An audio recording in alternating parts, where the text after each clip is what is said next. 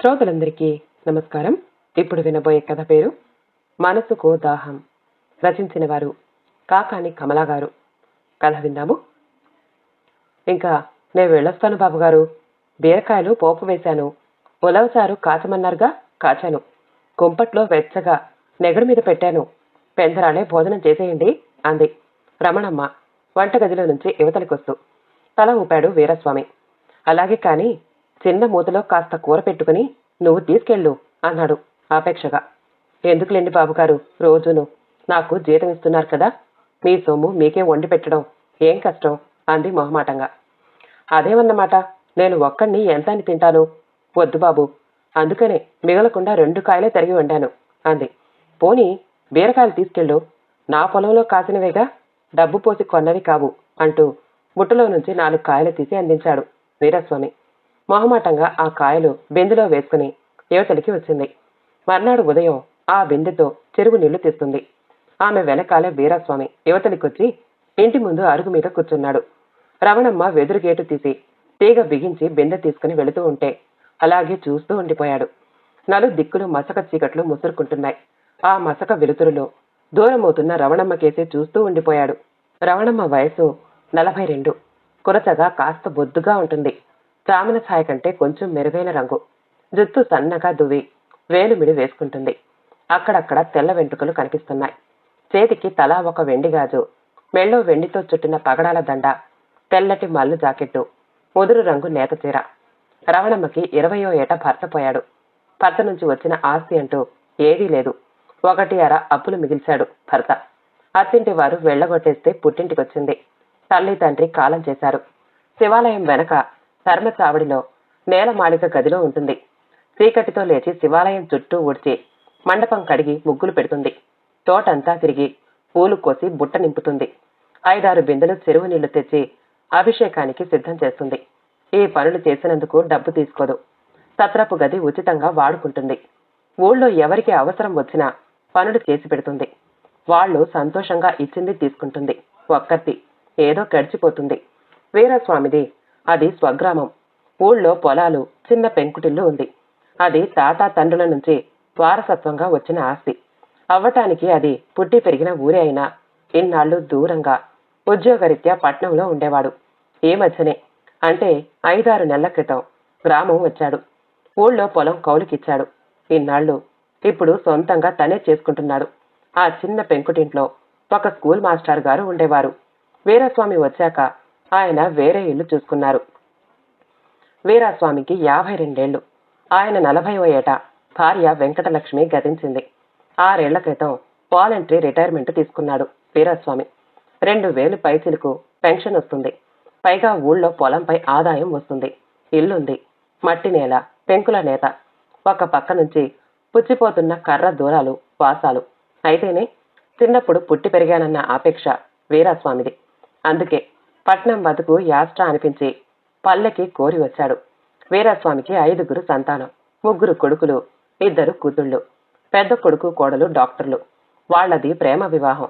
పట్నంలో nursing home నడుపుతున్నారు. 2 చేతుల అర్చన. వాళ్లకి 3 సంతానం. 2వ కొడుకు కోడలు కూడా పట్నంలోనే ఉంటారు. 2వ కొడుకు ప్రొఫెసర్, కోడలు లెక్చరర్. వాళ్లకి 2 సంతానం. 3వ కొడుకు ఇంజనీరు, కోడలు కంప్యూటర్స్ చేసింది. 2 USA వెళ్లారు. వాళ్లకి 1 కొడుకు. పెద్ద కూతురు అల్లుడు పిలాయిలో ఉంటారు. కూతురు ఇంటి పట్టున ఉంటుంది. అల్లుడు స్టీల్ ఫ్యాక్టరీలో చేస్తాడు. 2వ కూతురు అల్లుడు విశాఖలో ఉంటారు. అల్లుడు హార్బర్లో పని. కూతురు ఇంటి పట్టున ఉండి బ్యూటీ క్లినిక్ నడుపుతుంది. షెహనాజ్ దగ్గర ట్రైనింగ్ అయి వచ్చింది. అది కాక ఫ్యాషన్ షోలని, బ్యూటీ కాంటెస్ట్లని క్లబ్ తరపున నిర్వహిస్తూ ఉంటుంది. ఎప్పుడూ ఒకటే హడావిడి. భార్య పోయాక వీరస్వామి ఒంటరివారయ్యాడు. పైగా ఉద్యోగరీత్యా ఊళ్ళు తిరగటం, నీళ్ల మార్పు, హోటలు తిండి వల్ల ఆయన ఆరోగ్యం కాస్త దెబ్బతింది. అందుకే వీరస్వామిని కొడుకులు పోరు పెట్టసాగారు. ఇంకా ఎందుకు నాన్న ఉద్యోగం చేయడం, అనవసరంగా శ్రమ పడటం, మనకి ఏం తక్కువని, మేం సంపాదిస్తున్నాం చాలదా, హాయిగా వాలంటరీ రిటైర్మెంట్ తీసుకో, మా దగ్గరకు వచ్చుండు, నీకెన్ని సౌకర్యాలు కావాలో చెప్పు, చేస్తాం అన్నారు మనస్ఫూర్తిగా. అది నిజమే అనిపించింది వీరస్వామికి. మనిషి డబ్బు సంపాదించేది ఎందుకు? సుఖపడటానికి. భార్య పోయాక ఒంటరితనం, చెయ్యి కాల్చుకోవటం విసుగు అనిపించింది. ఇక 6 ఏళ్ల పైచిలకు సర్వీస్ ఉండగానే వాలంటరీ రిటైర్మెంట్ తీసుకున్నాడు. పూర్తి సర్వీస్ చేస్తే ఎంత వస్తుందో అంతా వచ్చింది. నీ పేరున ఉండని నాన్న, ఆ డబ్బుతో మాకేం పని అన్నారు కొడుకులు. అది కాక నెలకి 2500 పెన్షన్ వస్తుంది. ఆ డబ్బు కూడా కొడుకులెవ్వరూ ముట్టుకోలేదు. నీ డబ్బు నువ్వు హాయిగా ఖర్చు పెట్టుకోనన్నా, లేకపోతే బ్యాంకులో దాచుకో, అది నీ కష్టార్జితం, మాకేం తక్కువ ఉందని అన్నారు. రిటైర్ అయ్యాక పెద్ద కొడుకు ఇంట్లోనే ఉన్నాడు. కొడుకు కోడలు డాక్టర్లు. ప్రైవేట్ నర్సింగ్ హోమ్ నడుపుతున్నారు. కింద హాస్పిటల్, పైన ఇల్లు, ఇంటి చుట్టూ మంచి గార్డెన్, వంట మనిషి, పని మనిషి, పై పనులకి కుర్రాడు, తోటమాలి ఉన్నారు. వీరస్వామి కాలు కింద పెట్టే పని లేదు. అంత సౌకర్యం.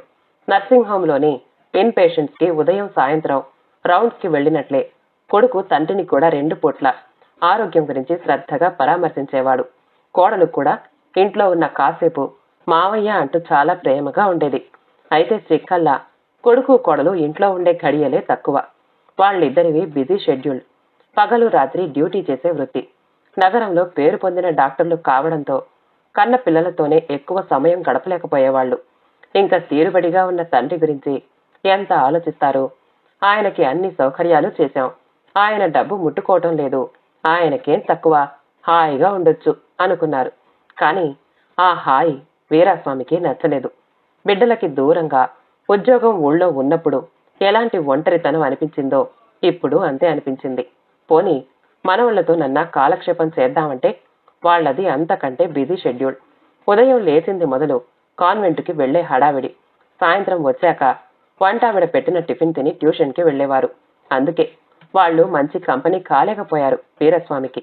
వీరస్వామి పెద్దరికంగా ఏదన్నా చెప్పబోయినా అదంతా ఓల్డ్ తాతయ్య అనేవారు. ఒకరి ముఖాలు ఒకరు చూసుకుని పక్కపక్క నవ్వేసేవారు. రెండో కొడుకు ఇంటికొచ్చినా అక్కడ ఇదే గోల. పగలంతా కొడుకు కోడలు ఉద్యోగాలు. సాయంత్రం ఆలస్యంగా ఇంటికొచ్చేవారు. స్థానికంగా ఉన్న ట్యుటోరియల్స్ కి, కోచింగ్ సెంటర్లకి వెళ్లి అక్కడ 1-2 గంటలు పార్ట్ టైం చేసేవారు.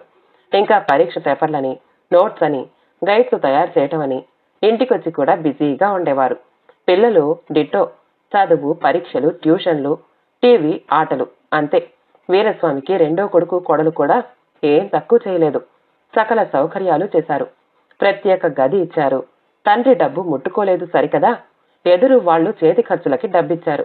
మీరు నాకివ్వటం ఏమిట్రా, నేను మీ ఇంట్లో ఉంటున్నాను కదా, నేను ఎవరింట్లో ఉంటే వాళ్ళు నా పెన్షన్ వాడుకోండి అని డబ్బివ్వబోతే ఏ కొడుకు కోడలు తీసుకోలేదు.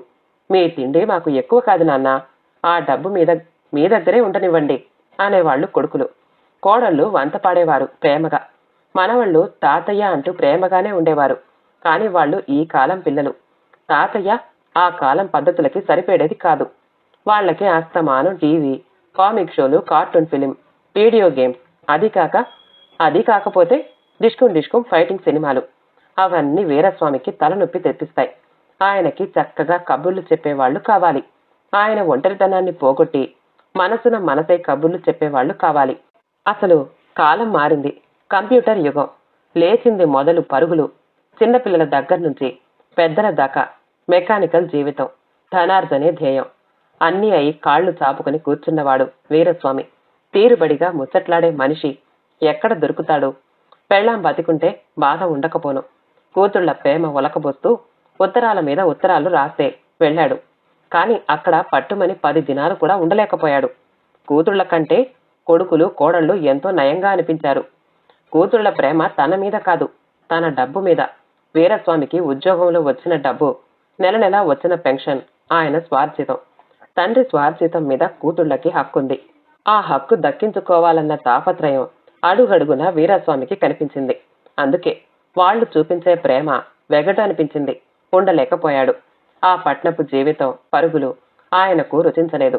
హోటల్ తిండి వల్ల ఏర్పడిన స్వల్ప అనారోగ్యం తప్పించి చెప్పుకోదగ్గ రోగం అంటూ ఏమీ లేదు వీరస్వామికి. మనిషి రాయిలా ఉన్నాడు. అందుకే సొంత గ్రామం వెళ్లటానికి నిర్ణయం చేసుకున్నాడు.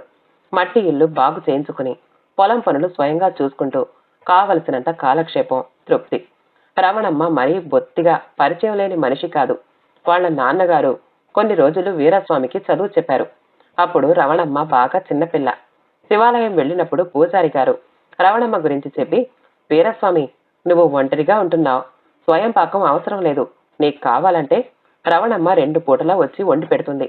ఏదో నీకు తోచింది నెలకింత అని ఇయ్యి, పేదరాలికి సాయం చేసినట్టు ఉంటుంది అన్నారు. అప్పట్నుంచి రవణమ్మ వచ్చి 2 పూటలా వండి పెడుతుంది. ఉదయాన్నే బిందెతో చెరువు నుంచి తాగటానికి నీళ్లు తెస్తుంది. పెరట్లో బావుంది. వంటగది శుభ్రం చేసి దేవుడి మందిరం కడిగి ముగ్గు పెడుతుంది. ఆ కబురు ఈ కబురు చెప్తూ వంటిల్లు సర్దుతుంది. 25 నా కొడుకుని మింగేశావంది బాబుగారు మా అత్త. ఏ ఆడదైనా తన పసుపు కుంకం 1000 ఏళ్లు ఉండాలి అనుకుంటుంది, కానీ పెళ్ళైన 4వ రోజే తాలిబొట్టు పోవాలి అనుకుంటుందా బాబుగారు? మీరే చెప్పండి అంటుంది రవణమ్మ అమాయకంగా. ఎలా అనుకుంటుంది రవణమ్మ? నా పెళ్ళాం చచ్చిపోవాలని నేను అనుకున్నానా? ఇప్పటికీ దాన్ని జ్ఞాపకం చేసుకుంటాను. నేను అంతే బాబుగారు. మా ఆయనే బతుకుంటే నా బతుకు ఎంత నిండుగా ఉండేదో కదా. నగా నట్రాకి నోచుకోకపోయినా పచ్చగా పసుపు రాసుకుని చిటికెడు కుంకుమ పెట్టుకుంటే ఎంత బాగుంటుందో అనిపిస్తుంది అంటుంది. రవణమ్మ ఇంకాసేపు కూర్చుంటే బావుండు అనిపిస్తుంది వీరస్వామికి. రవణమ్మకి అంతే. కానీ లోకం అంటూ ఒకటుంటుంది కదా. గ్రామం వచ్చాక వీరస్వామి ఒంటరితనం అన్న మాట మర్చిపోయాడు. పగలంతా పొలం పనులు, ఉదయం సాయంత్రం వంట చేయడానికి వచ్చే రవణమ్మతో మంచి ఊసులు. ఇద్దరు కథశృతులు నెమరు వేసుకుంటారు. పిల్లలు, చుట్టాలు, ఇరుగు పొరుగు ఎందరున్నా ఒకరికొకరు అన్నట్లు మనసున మనసే బతికేది ఆలుమగలే. కాని వీరస్వామికి రవణమ్మకి మధ్య పరిచయం పెరిగి సాన్నిహిత్యం హెచ్చుతున్న కొద్దీ ఒకరికొకరు ఆత్మీయంగా మనసుకి దగ్గరగా రాసాగారు. ఒకరికొకరు మనసు విప్పి కష్టం సుఖం మాట్లాడుకుంటున్నారు. రేపేం చేయమంటారు బాబుగారు అంటుంది అపేక్షగా. రేపు శనివారం. మీకు రాత్రికి ఇడ్లీకి పప్పు నానబెట్టేయినా లేక చపాతీలు చేయమంటారా అంటుంది. వీరస్వామికి తనకు కావలసింది శుభ్రంగా చెప్పి వండించుకుంటాడు. సుష్టుగా తిని బ్రేవుమని తేనుస్తాడు. రవణమ్మ, నాకు 15 ఎకరాల పొలం ఉంది. నెల 2,500 పెన్షన్ వస్తుంది. ఆచితూచి నా ఒక్కడికే బొటాబొటీగా వండక్కర్లేదు. ఏం వండినా ఇద్దరికీ సరిపడా వండు. నువ్వు ఇక్కడే తిన్నా సరే, లేదు ఇంటికి తీసుకెళ్లినా సరే అంటాడు. నెల జీతం ఇస్తున్నారు కదా బాబు అంటుంది బిడియంగా. ఇస్తే ఏ? 1000కి ఇస్తున్నానా? నీ తిండి వల్ల నా ఆస్తి తరిగిపోదు అంటాడు. ఇద్దరూ కలిసి పలహారం చేస్తారు. ఆ తర్వాత ఎంగిలి పళ్ళాలెత్తి వంటగది శుభ్రం చేసి పెడుతుంది. ఎప్పుడైనా కాస్త ఒంట్లో నలత చేసి రవణమ్మ రాకపోతే వీరస్వామికి ఎంతో వెలితిలా అనిపిస్తుంది.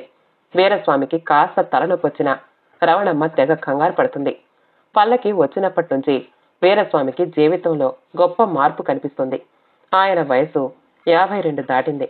కానీ 25 ఏళ్లు వెనక్కి వెళ్లినంత ఉత్సాహంగా ఉంది. మనసు ఎంతో ఉల్లాసంగా ఉంది. ఇన్నాళ్లు వేధించిన ఒంటరితనం దూరమయ్యింది. మనసుకి తోడు దొరికింది. భార్య బతికున్న రోజుల్లో మనసు ఎలా ఉండేదో అలా ఉంది. తన మనసుకి దొరికిన తీగ రవణమ్మ. కానీ ఆయనకి ఇంకో చింత పట్టుకుంది.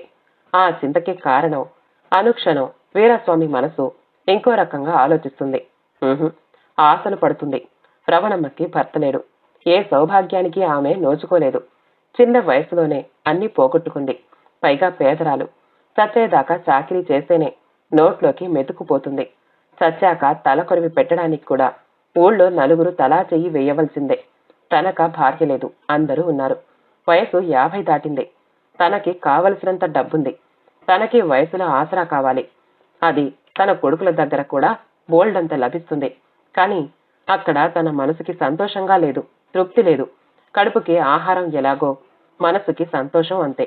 తన భార్య రవణమ్మ కంటే 4 ఏళ్లు పెద్ద. రవణమ్మని తను పెళ్లి చేసుకుంటే ఎలా ఉంటుంది?